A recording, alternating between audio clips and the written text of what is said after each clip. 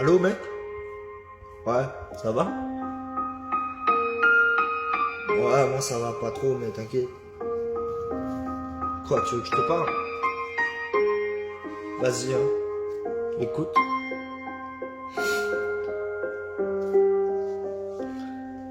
Mec, ça va pas, j'étais censé devenir un papa. J'avais déjà tout prévu pour cela.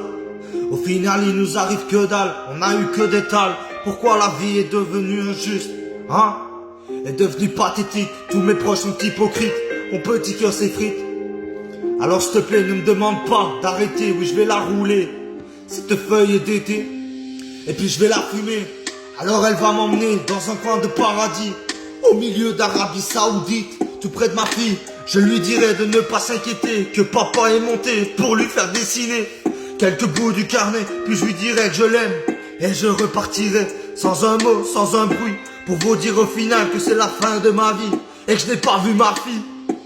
Et puis aller dire à ma femme que c'est la reine de mes rêves, la fille qui hante mes pensées, que je n'ai jamais cessé d'aimer, celle qui a su me pardonner quand tout le monde me damnait, celle qui a su me protéger quand tout le monde me tabassait.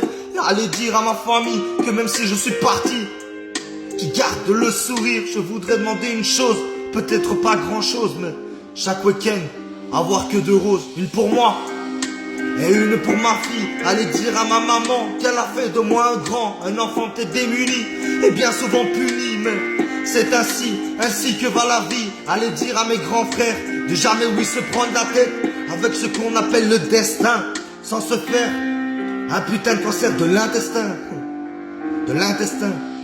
Aller dire à mon papa que j'ai le cancer du foie, que même s'il y a plus de joie, il me reste de la foi. Aller dire à mon petit frère que non, je n'ai pas l'enfer de l'avoir à mes côtés, que maintenant que je suis parti, c'est maman qui doit aider, que malgré tout je suis abîmé, et que je suis désolé, je vous ai laissé sans un mot, sans une lettre, j'ai le cœur qui est abîmé. Alors vas-y s'il te plaît, frérot, laisse-moi partir, aller voir ma fille, la rejoindre au paradis, être à moi-même.